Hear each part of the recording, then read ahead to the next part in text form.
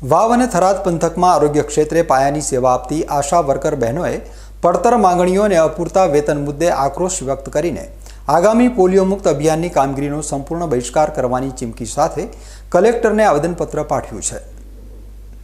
ગુજરાતભરમાં આરોગ્યલક્ષી સેવાઓમાં મહત્વનું યોગદાન આપતી આશા વર્કર બહેનો પોતાના હક અને અધિકાર માટે ફરી એકવાર આંદોલનના મેદાને ઉતરી છે। વાવ અને થરાદ વિસ્તારની આશા વર્કર બહેનો આજે મોટી સંખ્યામાં આનંદનગર કોલોની ખાતે એકત્રિત થઈ હતી, જ્યાં તેમણે એક મહત્વની બેઠક યોજીને તંત્ર સામે લડત આપવાની રણનીતિ તૈયાર કરી હતી। આ બેઠક બાદ આશા વર્કર યુનિયન દ્વારા પોતાની વિવિધ માંગણીઓ સંદર્ભે જિલ્લા કલેક્ટર કચેરી ખાતે પહોંચીને આવેદનપત્ર પાઠવવામાં આવ્યું હતું। જો કે આ આંદોલન દરમિયાન મહિલાઓમાં ભારે રોષના દૃશ્યો પણ જોવા મળ્યા હતા, કારણ કે આશા વર્કર બહેનોને રેલી કાઢવા માટે પોલીસ તંત્ર દ્વારા પૂર્વ મંજૂરી આપવામાં આવ્યું હોવાનો દાવો કરાયો હતો, પરંતુ છેલ્લી ઘડીએ રેલી કાઢવા જતાં જ પોલીસે બહેનોને અટકાવી દીધી હતી। રેલીની મંજૂરી ન મળતા કે રદ થતાં આશા વર્કર મહિલાઓ ભારે ઉગ્ર બની હતી અને પોલીસ સાથે ઘર્ષણ જેવી સ્થિતિ સર્જાઈ હતી, પરંતુ અંતે સમજાવટ બાદ પોલીસે માત્ર 5 પ્રતિનિધિ બહેનોને જ કલેક્ટર સમક્ષ રૂબરૂ રજૂઆત કરવા માટે અંદર જવા દીધી હતી। કલેક્ટરને અપાયેલા આવેદનપત્રમાં આશા વર્કરોએ આક્ષેપ કર્યો છે કે તેઓ વર્ષોથી પૂરી નિષ્ઠા અને ઈમાનદારીથી ગુજરાતને પોલિયો મુક્ત બનાવવાની કપરી કામગીરી કરી રહી છે, તેમ છતાં સરકાર દ્વારા તેમની ઘોર ઉપેક્ષા કરવામાં આવી રહી છે। છેલ્લા 4 મહિનાથી તેમને મળવાપાત્ર ઇન્સેન્ટિવ ચૂકવવામાં આવ્યું નથી, જેના કારણે આ ગરીબ પરિવારો આર્થિક સંકટમાં મુકાયા છે।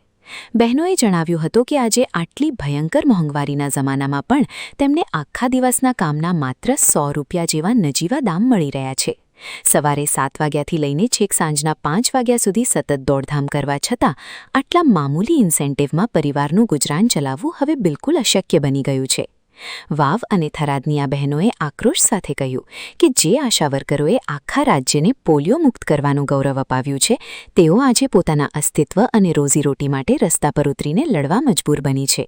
યુનિયનની મુખ્ય માંગ છે કે સરકાર ત્વરિત ધોરણે ફિક્સ વેતનની પ્રથા લાગુ કરે, તમામ બાકી નીકળતું ઇન્સેન્ટિવ તાત્કાલિક ખાતામાં જમા કરાવે અને આરોગ્યલક્ષી અન્ય કામોને મહેનતાણામાં પણ સન્માનજનક વધારો કરવામાં આવે। આશા વર્કર બહેનોએ સ્પષ્ટ અલ્ટિમેટમ આપ્યું છે કે જો સરકાર દ્વારા તેમની ન્યાયિક માંગણીઓ વહેલી તકે સ્વીકારવામાં નહીં આવે તો આગામી 3 દિવસ સુધી ચાલનારી પોલિયોની કામગીરી સંપૂર્ણપણે ઠપ કરી દેવામાં આવશે।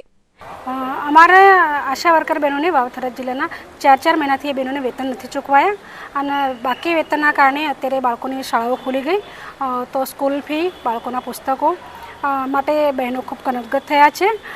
ગરીબ આશા વર્કર બહેનોને આરોગ્ય વિભાગમાં મહત્ત્વની કામગીરી કરવા છતાંય એમને સમયસર ક્યારેય વેતન નથી ચૂકવાતા। સરકારના એક જ દિવસના કાર્યક્રમમાં કરોડો રૂપિયા ફૂંકાઈ જતા હોય, જ્યારે ગરીબ આશા વર્કર બહેનોના 4000થી 4500ના ઇન્સેન્ટિવમાં સરકારની તિજોરી ઉપર જ્યારે ભારણ પડતું હોય, 4 મહિના 6 મહિના સુધી બહેનોને વેતન ના ચૂકવાય, ત્યારે ગરીબ આશા વર્કર બહેનોએ પોતાની નારાજગી વ્યક્ત કરવા કલેક્ટર સાહેબને રજૂઆત કરવા માટે આવ્યા હતા। બીજું કે આગામી 28 જૂનના રાષ્ટ્રીય પલ્સ પોલિયોની કામગીરી આવી રહી છે, ત્યારે 18થી 20 વર્ષથી આશા વર્કર બહેનોએ ખૂબ જ કામ સારું કર્યું। ઘરે ઘરે જઈને ખેતરોમાંથી અને સ્થળાંતર કરતા બાળકોને શોધી અને પોલિયો પીવડાવ્યું, જેથી ગુજરાતને પોલિયો મુક્ત કરી શકાય। ગુજરાતને પોલિયો મુક્ત કરવાનું ગૌરવ અમારી આશા વર્કર બહેનોના ફાળે જાય છે।